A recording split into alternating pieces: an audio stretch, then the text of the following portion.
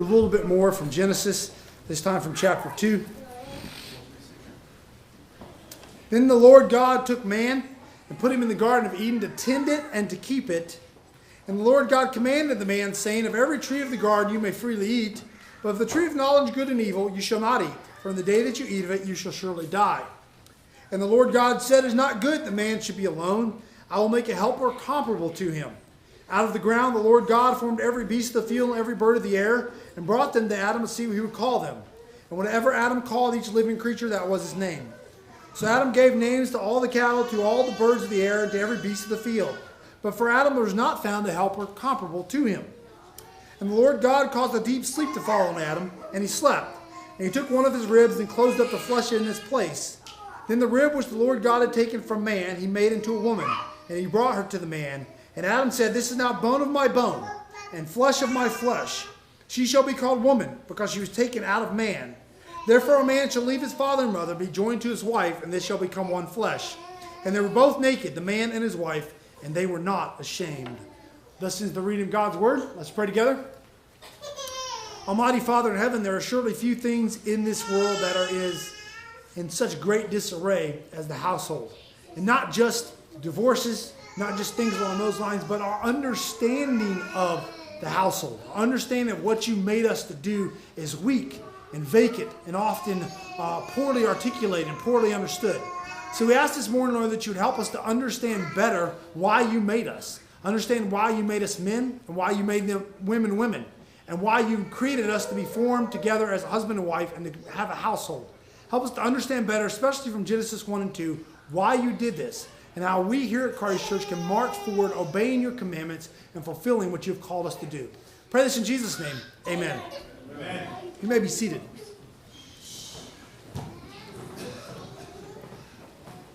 Well, it's kind of bad timing on the microphone here. My throat is killing me, and it was killing me before I ever came in here. So hopefully I'll get through it. Somehow it's already 11:15 too. I don't know what's going on here. Mic isn't working, 11:15. Kids misbehaving. That's normal, but other things aren't. All right.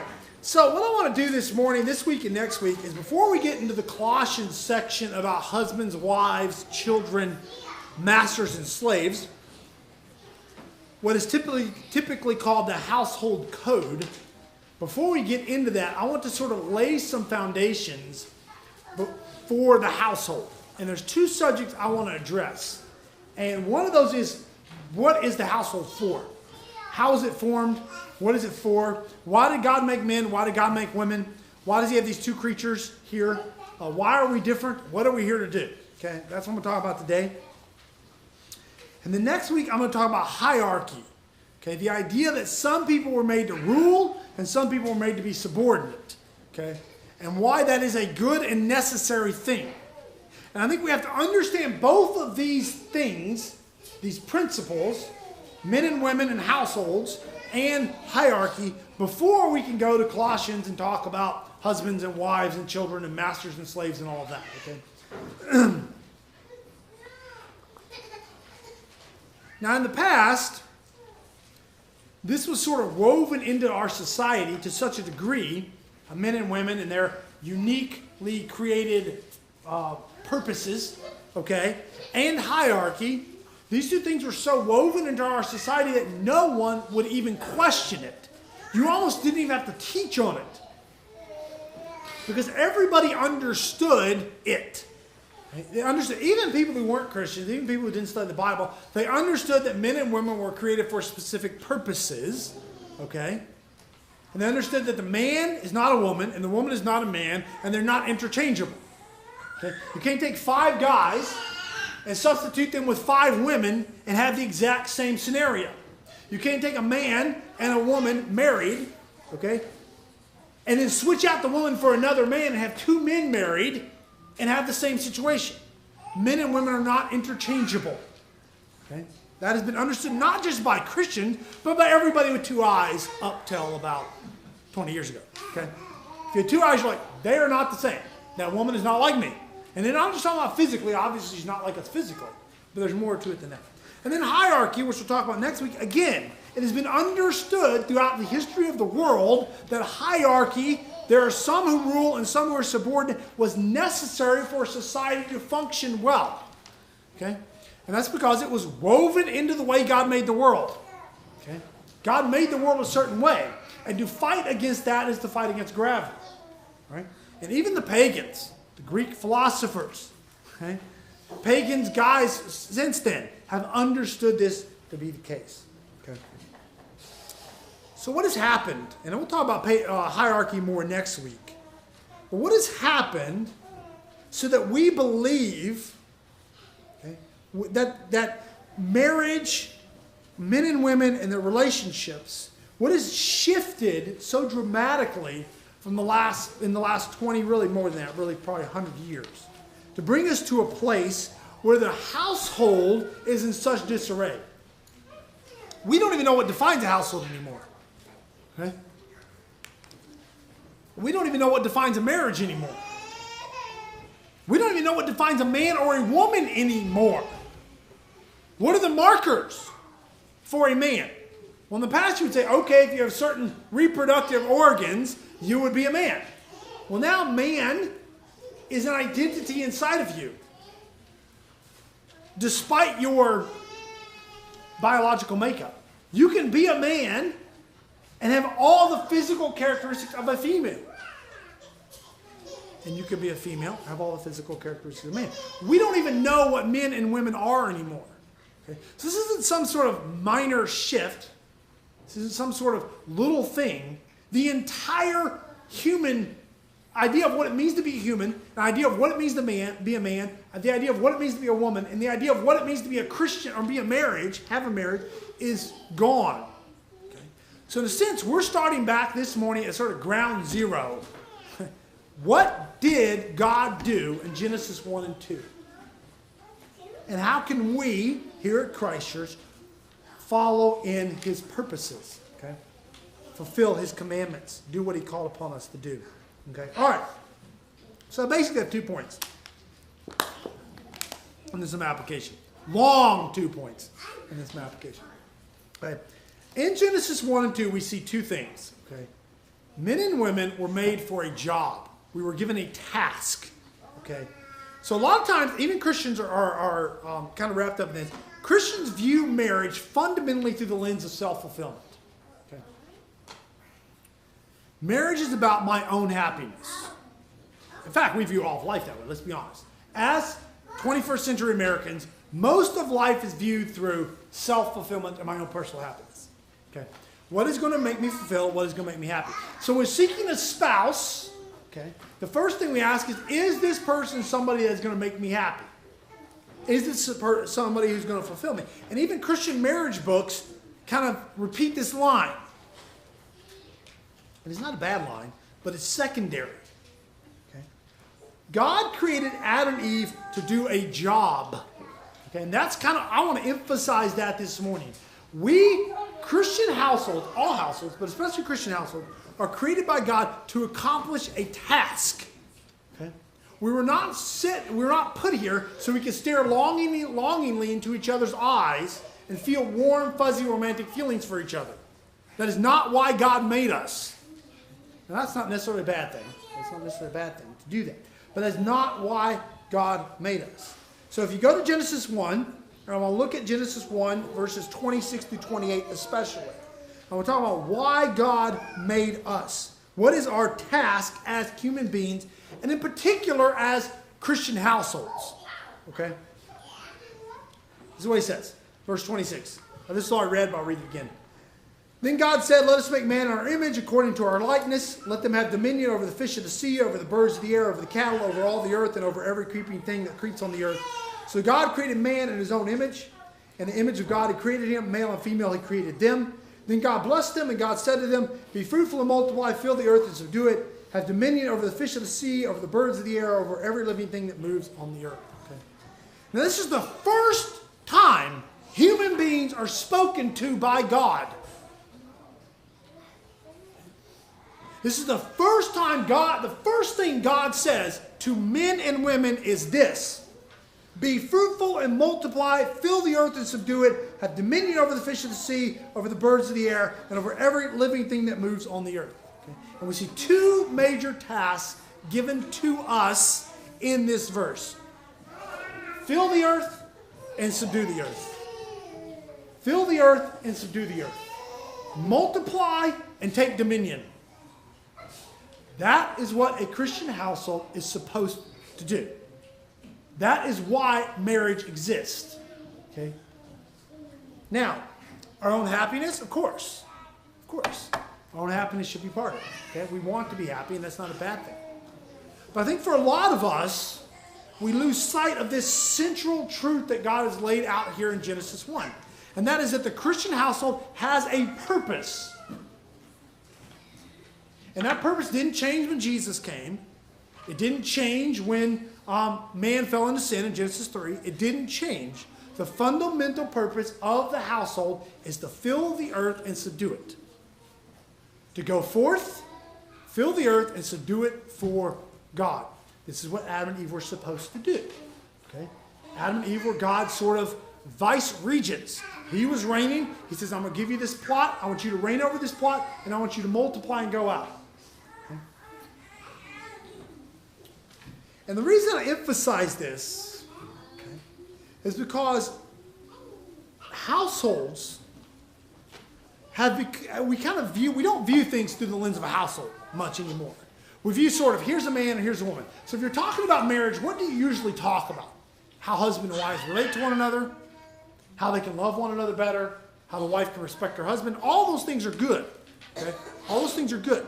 But what we don't usually talk about is what is the relationship of the household to the world? What is the household's relationship to out there? What are we supposed to be doing out there? And we kind of view marriage like this. Here's husband, here's wife, and we're looking at each other. When the reality is it should be like this. Here's husband, here's wife, and we're doing something. We're accomplishing something. Okay? For God, for his kingdom. And that's something that's pretty simple. I mean, on paper. Now, in reality, it's terribly complex, terribly difficult, very hard, and of course, sin has made it even harder. But on paper, it involves two things. Be fruitful and multiply, and subdue the earth. That is what it involves. That is what the Christian household is about. Okay? Right. So, and you can see it over here. God says to Adam, going on chapter 2,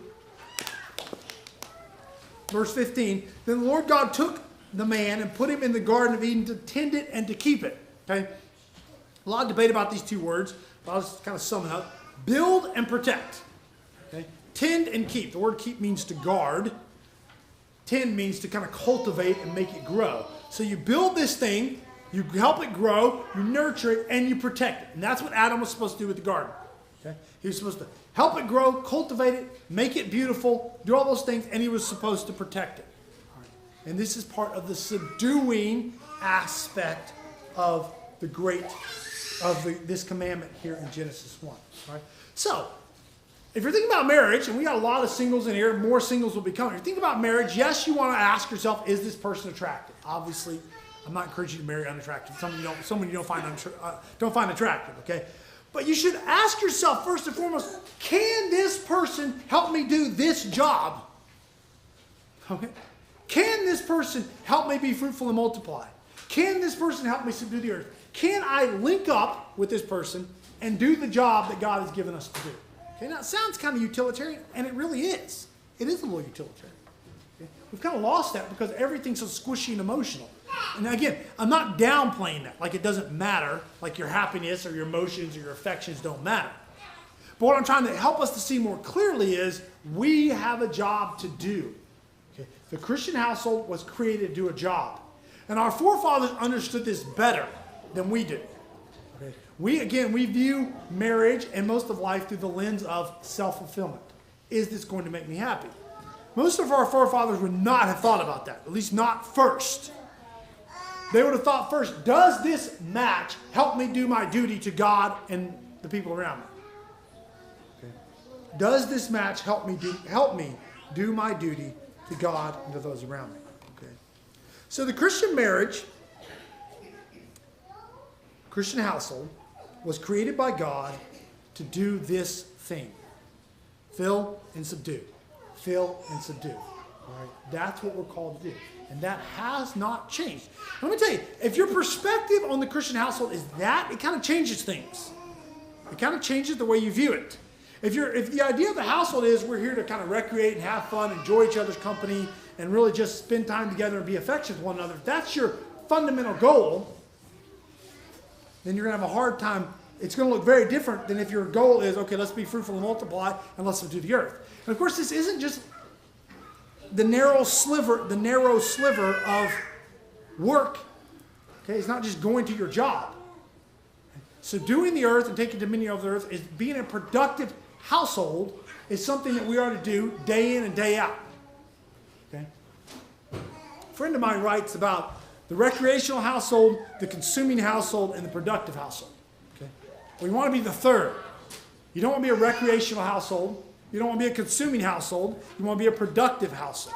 A household that is making things, that is making people, that is raising people.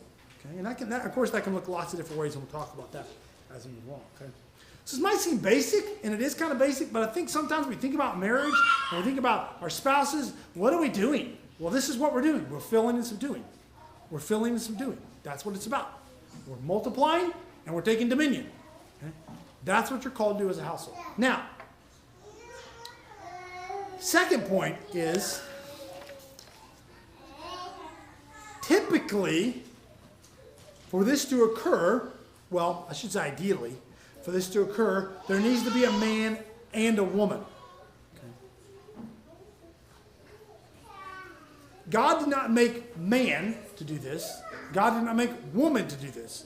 God said men and women together are to accomplish this task. And men and women are not the same. Okay? They're not the same. God knew in his wisdom, or in his creativity, however you want to look at it, that he wanted to create two different types of people who would link together to accomplish the task of filling and subduing. Now, most obviously, we think of filling here. You cannot reproduce without the opposite sex. As human beings, it doesn't happen. Okay? Now, we have scientific ways of kind of making it look like it can. But you've got to have the female side, and you've got to have the male side. And you can't reproduce, you can't multiply, you cannot fill the earth without those two components. But the fact that you have to have those two shapes our entire existence. The fact that women were made by God with wombs and breasts changes who they are. They were made to bear children. They were made to preserve life. They were made to nurture life. Adam, when he names Eve in chapter 3, verse 20, he says, Adam called his wife's name Eve because she was the mother of all living things. Of all living. She is a mother who brings life. Okay? A woman's body is designed to do that. Okay? And our bodies and our psychology and our emotions are linked to one another. A man's body is not designed to do that. Obviously. No matter what you hear in the news. No matter what weird thing you came across in the Inquirer or whatever, or CNN nowadays. Okay? Men cannot bear children. And this shapes a woman's existence. This shapes who she is. Even if she never bears children physically. Even if she never does that. Her existence is shaped by the fact that God made her to be a mother. God made her to do this task. And men were made to be fathers. Okay? Men were made to be fathers. And I kind of focus on the female side because this is the side that's a little more up in the air these days. Like, what do we know? What do we know? The female side of it's a little less clear. Okay? And throughout the Bible, if you look at the role of women in the scriptures, the fundamental thing they do is they bring life. Okay? And this is why abortion is such an awful sin. It is not just murder. It is murder. It is not just murder, though. It is a woman doing the very opposite of what God made her to do. God made her to bring life, and she is killing it. Okay, now, that's not, there's lots of reasons why women do that, and not necessarily, it's a sin, but a forgivable sin. But nonetheless, it is a sin against who God made them to be. Okay, and if you go over to Timothy, Listen to what Paul says. This section on widows is very interesting. 1 Timothy chapter 5. And I think it's often a neglected section on the role, on what God made women to do. Okay? Paul says this. Do not let a widow under 60 years old be taken into the number, and not unless she has been a wife of one man, well reported for good works, if she has brought up children, if she has lodged strangers, if she has washed the saints' feet, if she has relieved the afflicted, if she has diligently followed every good work. Okay. So there's lots of things there, but notice that one of the requirements for being part of the widows group who were supported by the church was you had to have brought up children. Okay. And going on, keep going. But refuse the younger widows, for when they have begun to grow wanton against Christ, they desire to marry, having condemnation because they cast off their first faith. And besides, they learn to be idle, wandering about from house to house, not only idle, but also gossips and busybodies, saying things which they ought not to. Therefore, I desire that younger widows marry, bear children, manage the house, give no opportunity to the adversary to speak reproachfully, for some have already turned aside after Satan. So Paul, thousands of years after Genesis 1 and 2, is saying the same thing God says in Genesis 1 and 2. And that is that the female was created to bear life. Okay? That is her task. That is her job. Okay? And again, even if she never marries, and does not, or if she marries and is unable to bear biological children, her calling is still to be a mother. Okay? And we kind of view motherhood almost entirely through the lens of biology. Okay? Biological mother. In other words, you bear your own children. But throughout the history of the church, there's been mothers in the church. There's been mothers in the community. Deborah's called a mother in Israel. Right? What does that mean? Well, it means she's functioning like a mother to people who are not her biological children. And this is what women are to do. Okay? Young men need mothers, not just their own mother. They need other mothers too. Okay? Our society as a whole needs mothers. They don't need women going out there acting like fathers, which is typically what happens. They need women in society acting like mothers. Okay? Because that's what they were made to do. All right? So the idea here is, and there's a lot of great, this isn't like a paint-by-numbers kit. Okay? This isn't a science experiment where you do it like this. It is to a large degree, there are a lot of like tendrils and vague areas and gray areas. Okay? What I'm trying to get us at is the basics here. The basics are that God created men and women to be fruitful and multiply and fill the earth and subdue it. And God created us differently because each of us have different tasks in that subduing and filling. Men were made to do one side of it, and women were made to do the other side of it. Men were made to lead, protect, guard, initiate. Women were made to nurture and bear life, to speak words of wisdom, to make sure the household and the internal workings of it is beautiful and cultivated. Right? Women were made to support the man in his vocation outside and to keep the home inside. Right? And this has been the case for generations upon generations upon generations. All right, so as I prepared this sermon, all these thoughts, but what about? And there's always these questions. What about this? What about that? What I want us to understand is when God created man and woman in the beginning, this is what he gave them to do. And this is how he made them to do it. He gave them this job. And he said, Adam, you are not like Eve. And Eve, you are not like Adam. You guys are comparable, but you're not the same. That's because I'm giving you each different tasks in my garden to fulfill. Okay? And the man is the initiator. The man is the initiator. The man is the provider. The man is the protector. The man is the one who extends the household out. Okay? And helps it grow. The man is the one who's responsible for the household.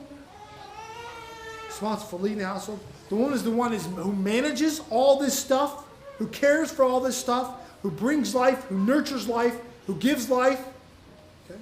Among other things.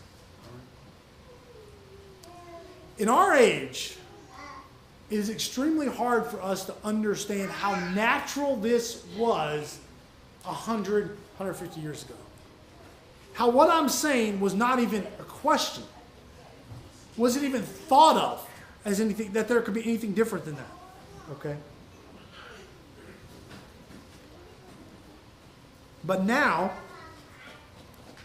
numerous different things have separated man and woman from being a unified people, from being a household, have split that apart. Part of that's men going off to work, which happened some in the past, but with men were a lot more home-centered in the past, a lot more around the home. Part of it is the separation of sex from procreation. Okay? Part of it is women in the workforce, and we could go on and on and on. Part of it is the idea that men and women are interchangeable, except for their reproductive organs. Okay? And we could go on and on. But all of these things work against what God did in the beginning. Okay? And how God set it up in the beginning. All right? So, I can hold up here. So, two things, 2 points. God made the Christian household to accomplish a task, fill and subdue. And God made men and women separate, different, uniquely gifted to each fulfill their part of accomplishing that task. Okay? There is no Christian household, there's no household without a man and without a woman. You have to have both. That is the way the household functions. And now there are exceptions in sin because of sin. Okay. But that's the way the household functions. Okay. So what are a few things I want you to take away from this? Again, I understand this is really basic. Some of you might be like bored out of your minds. If you are, I'm sorry. Okay. But this is really just basic stuff I want us to understand. So when Paul says, husbands, love your wives, wives, submit to your husbands, children, obey your parents, he has this in his head. He has it in his head. He doesn't have like, okay, here's wife over here and here's husband over here, and they eat dinner together occasionally, and then they just go their separate ways. He doesn't. He has a unit functioning to accomplish a goal. Okay, and we'll talk more about that next week. All right. So, what are some things that I would encourage you to take away from this? All right. And the first thing I would say is when it comes to male and female, some of the question marks. Okay, some of the what abouts. What I always do is I always look for what I call the big E on the eye chart. Okay, there are certain things that are more difficult to see and more difficult to understand. There are certain things that are not difficult to see and not difficult to understand in Scripture. So, for example, if somebody comes to me and says, I believe a couple can purposely reject children, that's okay in a marriage, that they decide not to have any children at all. Okay. Well, to me, that's a big E on the eye chart. No, that's wrong.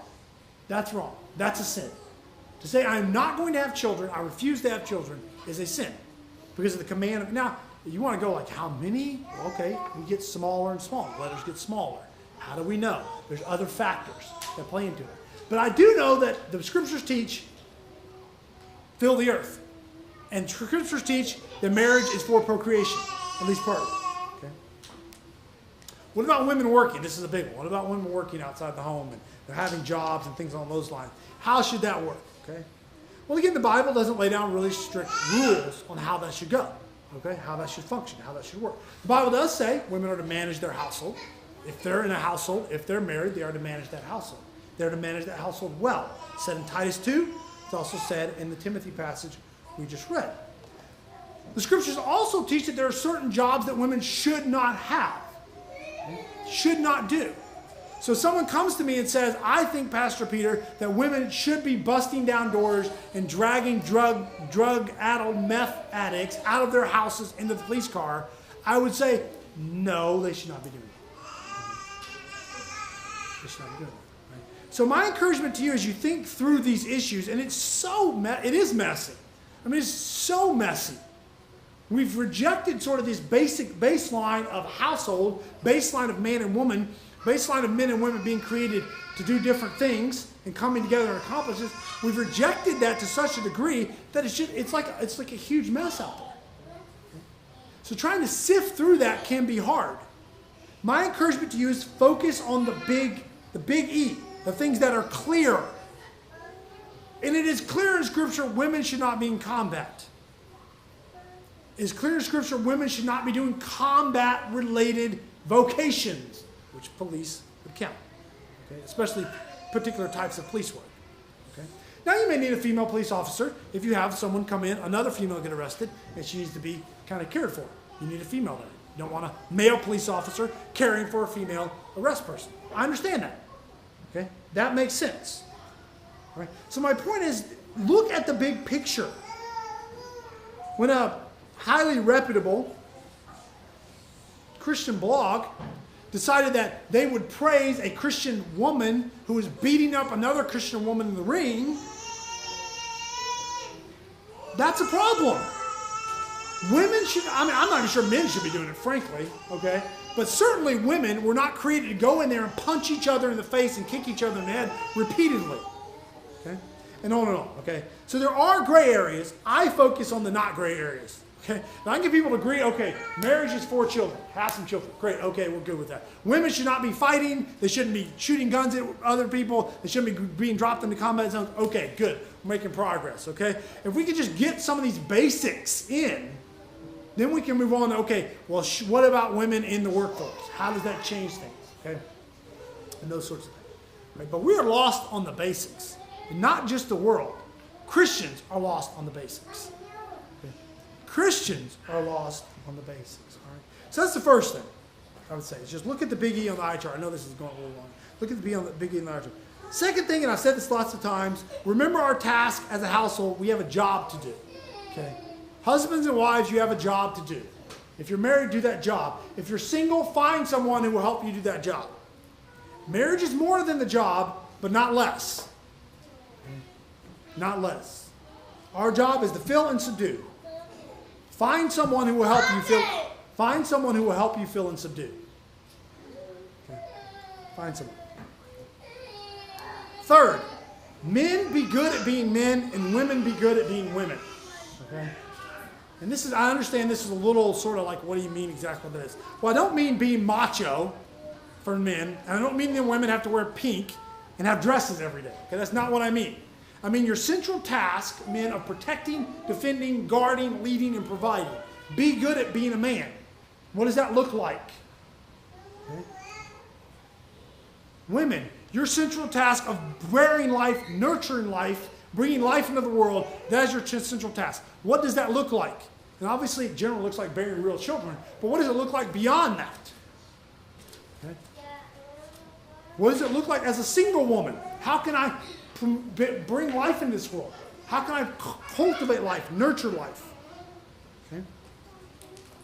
Men need to delight in being men, and women need to delight in being women. And we don't need to take this line and go, okay, how close can I as a female get to being a man? How much can I do? How close can I get? And of course, vice versa too. I think it tends to be the women that drift that way. Men typically don't drift towards the female side, unless they have some orientation issues perhaps. But men don't tend to drift that way. Women do. They tend to be like, well, I want to be like him. Why?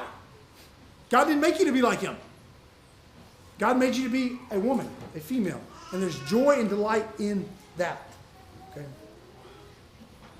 So be good at being a man and be good at being a woman. Again, this is going to require a lot of thought, honestly, because our world does not understand this. Okay? Our world does not understand this. Right? And the final thing, and this is, of course, something I've said numerous times as well, is men and women are not interchangeable. This is such an important fact. And the entire homosexual marriage, along with numerous other things, is built on this idea that men and women are essentially interchangeable. If you have two men and you have two women, or if you have a man and a woman, or two men, it's basically the same thing. What's amazing that as scientists study and as sociologists study, they come to realize that not only are men and women different physically, but they're different psychologically, they're different emotionally, they are different. So you can't have two husbands raising children will not have the same effect as a husband and wife. It will not, because the wife is missing. The female is missing, and she is necessary. All right? So, in the movies, TV shows, this is particularly bad in movies and TV shows, where men and women are essentially interchangeable. You know, the men are fighting, the women are fighting. The men are shooting guns, the women are shooting guns. The men are good detectives, the women are good detectives, and on it goes. Like the only difference is what they have in their pants, and nothing else really changes. That is a lie. Okay? God made women for a task, and he made them for that task in every area. Physically, emotionally, and psychologically. And our secular friends are figuring this out. The more studies they do, the more they realize, well, you know what? Women are better here. And they're better here almost all the time. Linguistics, for example. This might surprise you a little bit. But women are better linguistically than men are. Across the board, almost inevitably. Women are better at languages than men are. They retain it better. They know it better. Okay? Men are better at engineering. I know you might be shocked by that. But men are better at engineering. Okay? And as secular people study this, they do this. It's funny. Okay, I'm rambling now. They do these research studies, and what they want to find is that men and women are like this. This is what they're hoping. They're praying. You almost see them praying to their God in the background. Please, whoever you are, make sure this research project comes out where men and women are exactly the same. This is what they're aiming at. Okay? But inevitably, when it comes out, it's different. It doesn't matter. It doesn't matter their upbringing. It doesn't matter their socioeconomic status. It doesn't matter whether they're Africa or South America or China. There are differences. Okay? Always. And as Christians, our job is to lean into those differences. Our job is to say, Lord, thank you for making me a woman. Thank you for making me a man. Okay? And in this sinful, fallen world, there's pain and heartache with both sexes. Okay? Men usually die younger. Women usually live longer. That's kind of typical. There's pain and heartache. In other words, just being a man doesn't give you a gift of life, and just being a woman doesn't give you a gift of life. But my point is, delight and glory in who God has made you to be. Okay? You're a man. Be grateful. She's a woman. Be grateful. You're a woman. Be grateful. He's a man. Be grateful. This is the world God has made. Our job is not to rebel against it. Our job is not to blur the lines as much as we can. Our job is to delight in this unit, this household unit that God has made, men and women who God has put here to do a task of filling and subduing the earth. And so my encouragement to you is to kind of concrete that in your mind, and of course pass that on to your children, and then ask yourself if there's some things in your home, maybe your household, or maybe you have blurred the lines in ways. Okay? Maybe there's places you have blurred the lines. And there's a lot of gray areas, and we can talk about those. I'm sure some of you are like, what about? Yeah, fine, we'll talk about that. Okay? But get to the basics. Fill and subdue. Men and women are not interchangeable. And they both have glory. The man and the woman both have glory in doing the task that God has assigned them to do. All right, let's pray again. Father in heaven, we do thank you for this. Our world is so very confused on what seems like a fundamental, basic issue. What is a man? What is a woman? What is a household? And what is that household supposed to do? I ask that you'd help us in the midst of that to be gracious, to understand how many lies are floating out there, and not to have proud, arrogant hearts. Help us to be patient with people, be patient with ourselves, be patient with our spouses as we work these things through. Be patient with our children, especially as they get older and they see all the different ways the world functions. Help us to shepherd them with grace and kindness and clarity. And I pray for us here at Christ Church that you would help our households to be ones that honor you. Help us to do the job you've put us here to do, and help us to delight in the sex you have called us to be. Help us to see your hand in all of this and to rejoice in it. We pray this in Jesus' name. Amen.